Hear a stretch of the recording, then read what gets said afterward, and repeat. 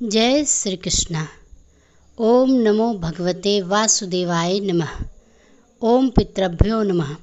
मित्रों, अपने पितरों के आत्मा की शांति और मुक्ति के लिए आज हम सुनेंगे श्रीमद् भगवद गीता का अंतिम यानी कि 18वां अध्याय। इसे पितृ विसर्जन के दिन जरूर सुनना चाहिए। श्राद्ध के समय भगवद गीता का पठन और श्रवण करने से हमारे पितरों की तृप्ति और शांति प्रदान करते हैं।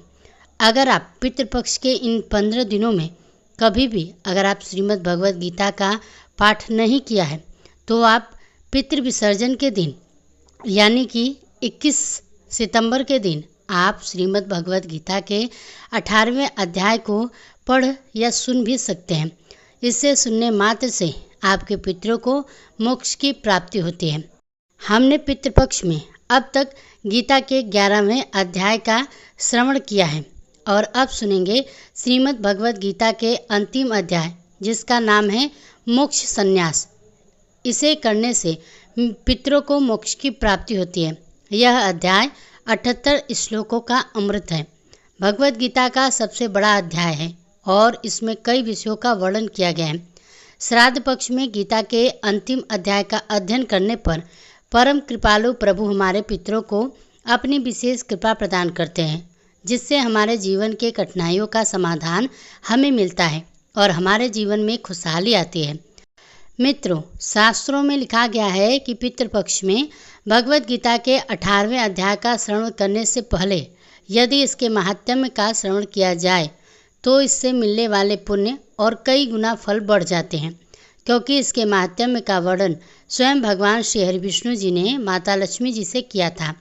श्री नारायण जी बोले, हे लक्ष्मी जी, जैसे सब नदियों में गंगा जी श्रेष्ठ है, सब देवताओं में हरि, तीर्थों में पुष्कर, सब पर्वतों में कैलाश पर्वत, सब ऋषियों में नारद, सब गौओं में कपिला कामधेनु गौ श्रेष्ठ है, उसी प्रकार गीता के सभी अध्यायों में 18वां अध्याय श्रेष्ठ और कल्याणकारी है।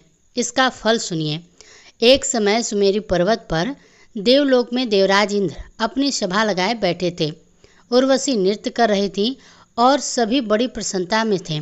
इतने में भगवान श्री नारायण के 4 परखत वहाँ एक चतुर्भुज रूपधारी तेजस्वी पुरुष के साथ प्रकट हुए और इंद्र को आदेश दिया कि तुम आसन से उठो और इन दिव्य पुरुष को यहाँ बैठने दो। यह देखकर सभी देवता विस्मित हो गए। इंद्र ने प्रणाम करके उस तेजस्वी पुरुष को सम्मानपूर्वक अपना आसन दिया, परंतु वे मन में विचार करने लगे। इंद्र ने अपने गुरु बृहस्पति से पूछा, गुरुवर, आप त्रिकालदर्शी हैं, आप ही बताइए कि इस पुरुष में कौन सा ऐसा पुण्य कार्य किया है जिससे यह इंद्रासन का अधिकारी बना है। मेरे ज्ञान में तो इसमें कोई यज्ञ, दान, व्रत या तीर्थ निर्माण नहीं किया, ना इसने तालाब खुदवाए, ना ही मंदिर बनवाए और ना ही किसी को अभय दान दिया, फिर भी यह इंद्रासन का अधिकारी कैसे बना।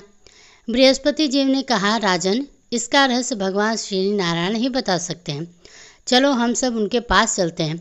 तब इंद्रदेव, बृहस्पति और अन्य देवतागण सहित श्री नारायण जी के पास पहुँचे और दंडवत प्रणाम कर प्रार्थना की कि हे स्वामी, हे भक्त रक्षक, आपके 4 भक्तों ने एक चतुर्भुज रूपधारी तेजस्वी पुरुष को लाकर मेरे आसन पर बैठा दिया है।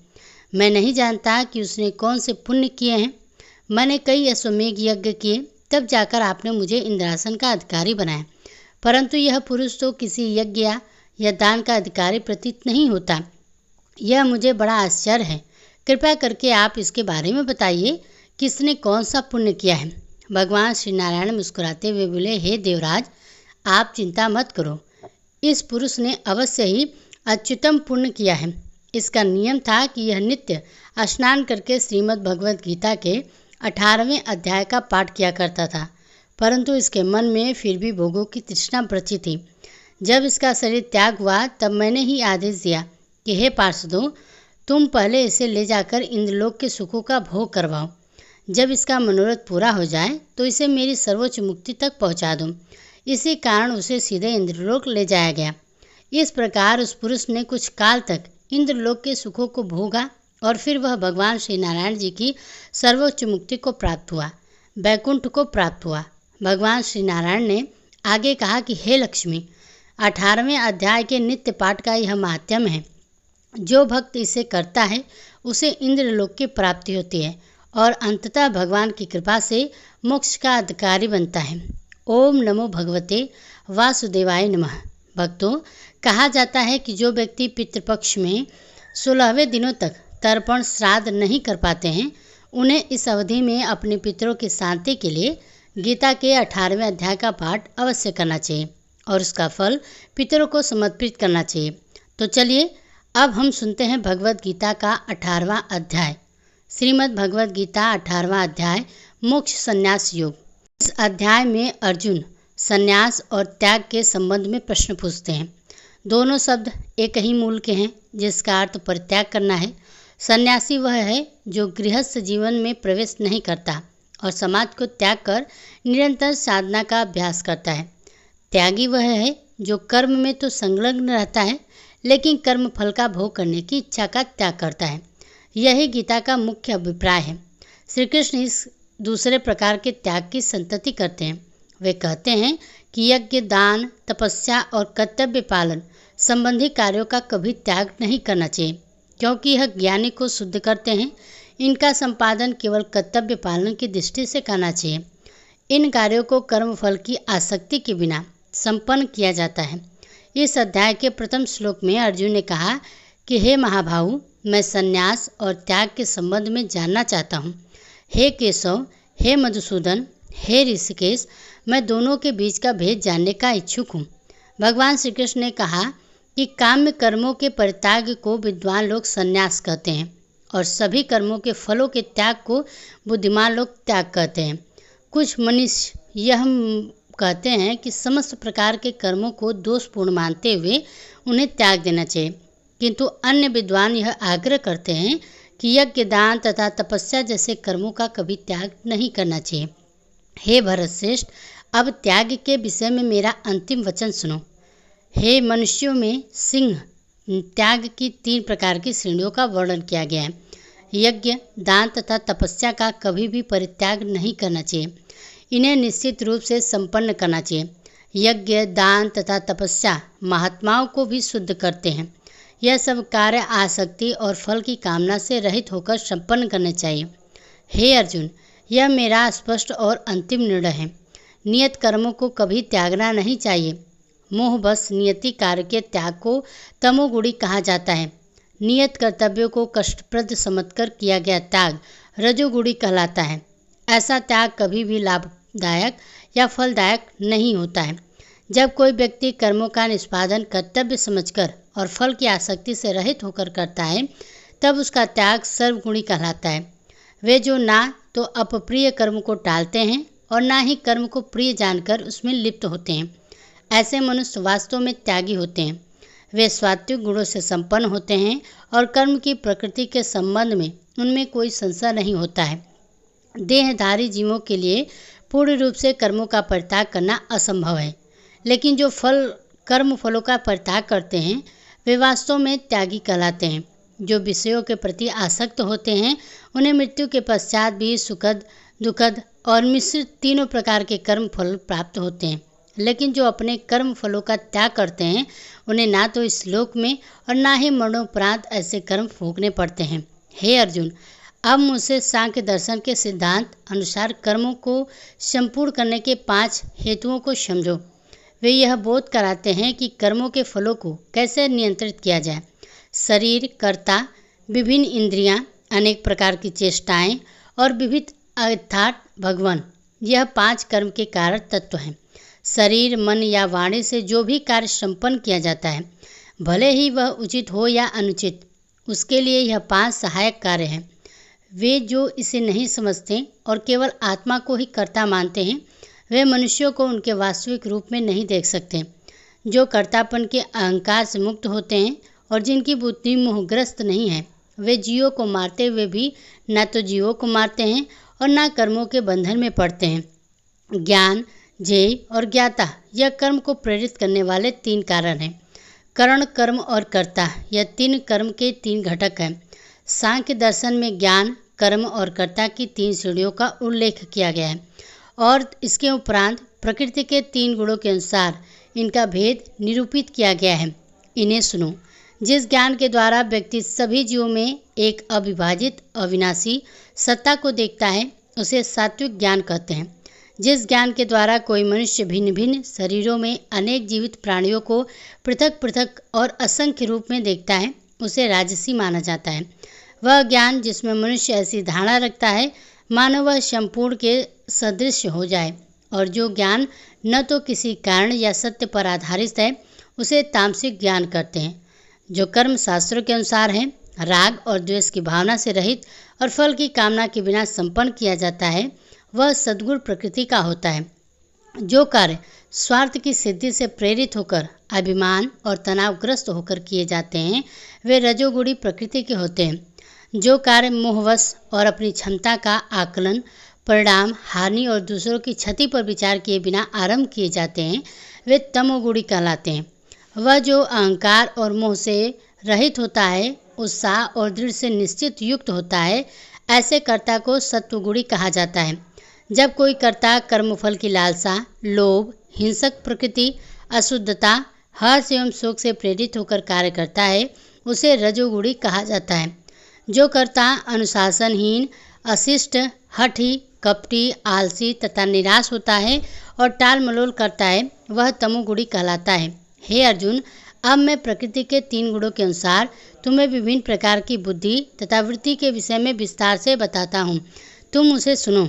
हे पुत्र, जिसके द्वारा यह जाना जाता है कि क्या उचित है, क्या अनुचित है, क्या कर्तव्य है और क्या अवर्णीय है, किसके भयभीत होना चाहिए और किससे भयभीत नहीं होना चाहिए, और क्या बंधन में डालने वाला है और क्या मुक्ति देने वाला है, वह बुद्धि सात्विक है। हे पार्थ, जो धर्म और अधर्म तथा उचित और अनुचित आचरण के बीच भेद करने में भ्रमित रहता है, ऐसी बुद्धि राजसिक कहलाती है।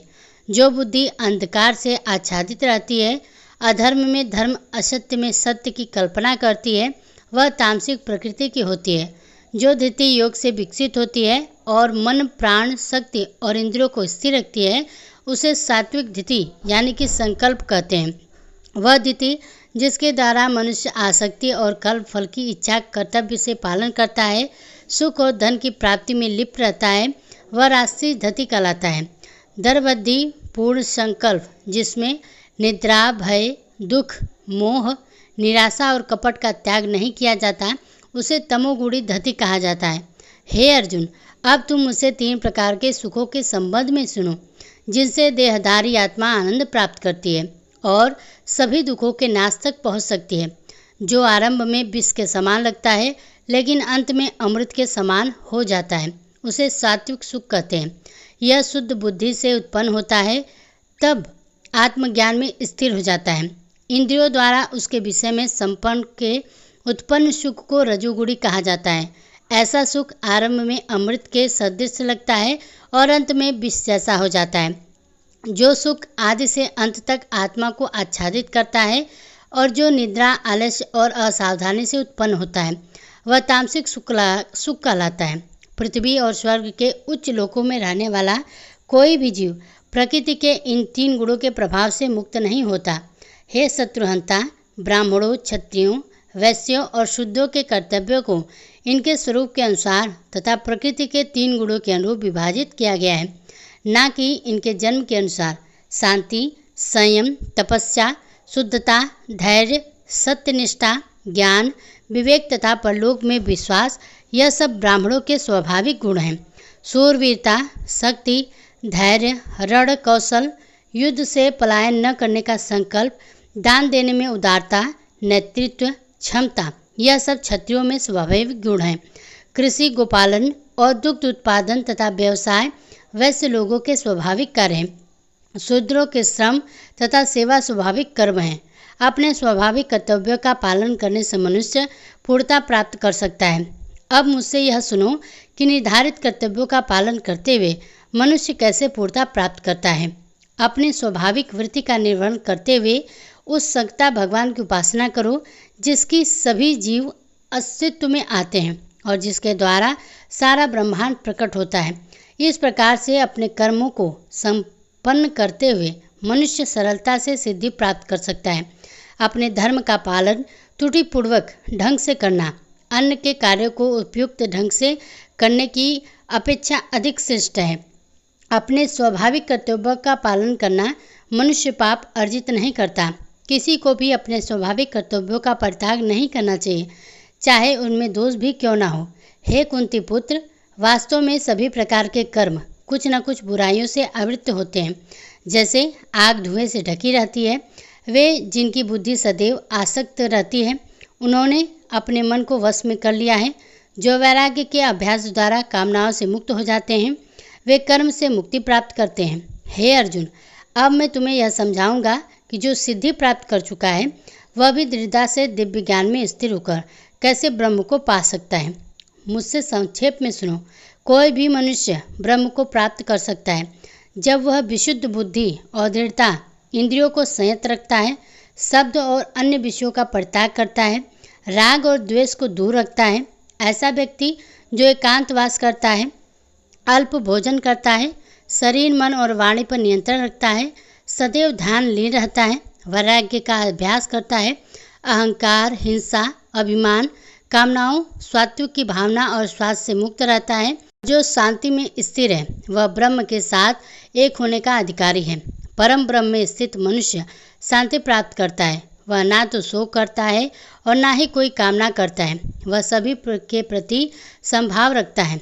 ऐसा परम योगी मेरी भक्ति को प्राप्त करता है। मेरी प्रेममय भक्ति द्वारा ही कोई भी मुझे वास्तविक रूप से जान पाता है। तब सत्य के रूप में जो मुझे जानकर मेरा भक्त मुझे पूरे चेतन स्वरूप को प्राप्त करता है। मेरे भक्त सभी प्रकार के कार्यों को करते हुए भी मेरी पूर्ण शरण ग्रहण करते हैं तथा वे मेरी कृपा से मेरा नित्य एवं अविनाशी धाम प्राप्त करते हैं। अपने सभी कर्म मुझे समर्पित करो और मुझे ही अपना लक्ष्य मानो। बुद्धि योग का आश्रय लेकर अपनी चेतना को सदैव मुझ में लीन रखो। यदि तुम सदैव मेरा स्मरण करते हो, तब मेरी कृपा से तुम सभी कठिनाइयों को और बाधाओं को पार कर लोगे। यदि तुम अभिमानी के कारण मेरे उपदेश को नहीं सुनोगे, तब तुम्हारा विनाश हो जाएगा। यदि तुम अहंकार से प्रेरित होकर यह सोचते हो कि मैं युद्ध नहीं लड़ूंगा, तो तुम्हारा निर्णय निरर्थक हो जाएगा। तुम्हारा स्वाभाविक क्षत्रिय धर्म तुम्हें युद्ध लड़ने के लिए विवश करेगा। हे अर्जुन, मोहवश जिस कर्म को तुम नहीं करना चाहते हो, उसे तुम अपनी प्रकृति से बाध्य होकर करोगे। हे अर्जुन, परमात्मा सभी जीवों के द्वारा सभी के हृदय में निवास करता है। उनके कर्मों के अनुसार वह माया द्वारा निर्मित यंत्र सवार आत्माओं को निर्देशित करता है। हे भारत पुण्य, अनन्य निष्काम से केवल उसकी शरण ग्रहण करो। उसकी कृपा से तुम पूर्ण शांति और उसके नित्य धाम को प्राप्त करोगे। इस प्रकार से मैंने तुम्हें ज्ञान समझाया जो सभी गुह्यों से गुहतर है। इस पर गहनता के साथ विचार करो और फिर तुम जैसा चाहो वैसा करो। पुनः मेरा परम उद्देश्य सुनो, जो सबसे श्रेष्ठ गुह ज्ञान है। इसे तुम्हारे लाभ के लिए प्रकट कर रहा हूँ, क्योंकि तुम मेरे प्रिय मित्र हो। सदा मेरा चिंतन करो, मेरे भक्त बनो, मेरी आराधना करो, मुझे प्रणाम करो। ऐसा करके तुम निश्चित रूप से मेरे पास आओगे। मैं तुम्हें ऐसा वचन देता हूँ, क्योंकि तुम मेरे अतिशय प्रिय मित्र हो। सभी प्रकार के धर्मों का परित्याग करो और केवल मेरी शरण ग्रहण करो। मैं तुम्हें समस्त पाप कर्मों से मुक्त कर दूंगा। डरो मत। यह उपदेश उन्हें कभी नहीं सुनाना चाहिए जो ना तो संयमी है और ना ही उन्हें जो भक्त नहीं है। इसे उन्हें ही नहीं सुनना चाहिए जो आध्यात्मिक विषयों को सुनने से इच्छुक नहीं है, और विशेष रूप से उन्हें भी नहीं सुनना चाहिए जो मेरे प्रति द्वेष रखते हैं। वे जो इस अति गुह ज्ञान को मेरे भक्तों को देते हैं, वे अति प्रिय कार्य करते हैं। वे निसंदेह मेरे धाम को आएंगे। कोई भी मनुष्य उनसे अधिक मेरी सेवा नहीं करता, और इस पृथ्वी पर मुझे उनसे प्रिय ना तो कोई और है और ना ही कोई होगा। और मैं यह घोषणा करता हूँ कि जो हमारे पवित्र संवाद का अध्ययन करे, वे ज्ञान के समर्पण द्वारा अपनी बुद्धि द्वारा मेरी पूजा करेंगे। ऐसा मेरा मत है। वे जो श्रद्धा युक्त तथा देह द्वेष रहित होकर इस ज्ञान को सुनते हैं, वे सभी पापों से मुक्त हो जाते हैं और मेरे पवित्र लोकों को पाते हैं, जहाँ पुण्य आत्माएं निवास करती हैं। हे पार्थ, क्या तुमने एकाग्रचित होकर मुझे सुना? हे धनंजय, क्या तुम्हारा ज्ञान और मोह नष्ट हुआ? तब अर्जुन ने कहा, हे अच्युत, आपकी कृपा से मेरा मोह नष्ट हो गया। अब मैं ज्ञान से स्थिर हूँ, मैं संयम से मुक्त हूँ और मैं आपकी आज्ञाओं के अनुसार कर्म करूँगा। संजय ने कहा, इस प्रकार से मैंने वासुदेव की श्री कृष्ण और उदार चित्त तथा पुत्र अर्जुन के बीच अद्भुत संवाद सुना। यह इतना रोमांचकारी संदेश है कि इससे मेरे शरीर के रोंगटे खड़े हो गए। वेद व्यास जी की कृपा से मैंने इस परम गुह ज्ञान को साक्षात योगेश्वर कृष्ण से सुना। हे राजन, जब मैं परमेश्वर श्री कृष्ण और अर्जुन के बीच हुए इस चकित कर देने वाले अद्भुत संवाद का स्मरण करता हूँ, तब मैं पुनः पुनः हर्षित होता हूँ। भगवान श्री कृष्ण के अति विस्मयकारी विस्फुट स्मरण कर मैं अति चकित और बार बार हर्ष रोमांचित हो रहा हूँ। जहाँ योग के स्वामी श्री कृष्ण और श्रेष्ठ धनुर्धर अर्जुन है, वहाँ निश्चित रूप से अनंत ऐश्वर्य, विषय, समृद्धि और नीति होती है, ऐसा मेरा मत है। भक्तों, आपने अभी अभी श्रीमद् भगवद गीता के 18वें अध्याय मोक्ष संन्यास योग का श्रवण किया। इस अध्याय के माध्यम से आपने संपूर्ण भगवद गीता के सार के रूप में सुना। पितृपक्ष के इस पावन समय में आप प्रतिदिन इसे जरूर सुने और अपने सभी प्रियजनों को जरूर शेयर करें। आशा करते हैं आज की ये आपको पसंद आई होगी भगवद गीता का 18वां अध्याय। पसंद आई हो तो वीडियो को लाइक कीजिएगा। इसी तरह से कथाओं को सुनने के लिए हमारे चैनल को सब्सक्राइब भी जरूर कीजिएगा।